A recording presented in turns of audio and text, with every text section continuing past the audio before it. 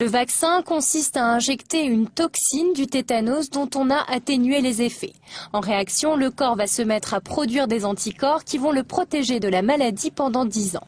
Le tétanos est une maladie qu'on ne peut pas faire disparaître. Elle est due à un germe tellurique, c'est-à-dire un germe qui est présent dans la terre ou dans les sols. Le seul moyen que l'on ait de s'en protéger, c'est un vaccin. Et on a la chance d'avoir un vaccin extrêmement efficace qui donne une très bonne protection, très durable.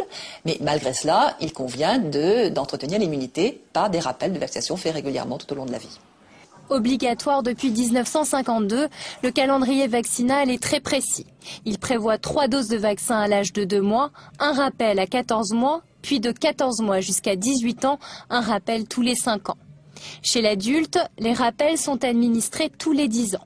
En dépit de cette obligation vaccinale, près d'un tiers de la population française n'est pas correctement vaccinée. De nombreuses personnes ne font pas leur rappel et ne sont plus protégées efficacement contre la maladie. Pourtant, le tétanos tue toujours. Une simple blessure au contact du germe peut entraîner des conséquences dramatiques qui apparaissent après seulement 2 semaines d'incubation.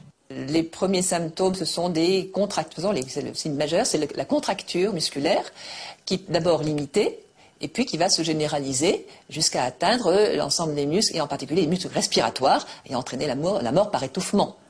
Et puis ce sont des contractures horriblement douloureuses, et donc la personne reste consciente jusqu'au bout, donc elle se sent mourir par étouffement. C'est une maladie horrible. Étant donné la gravité de la maladie, si la vaccination n'est pas à jour, la moindre plaie mise au contact de la terre doit être signalée à son médecin. On va injecter des anticorps qui vont apporter une protection immédiate, mais une protection passive.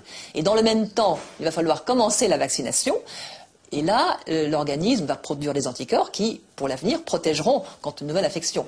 Chaque année, 30 nouveaux cas de tétanos sont déclarés. Ils pourraient être facilement évités.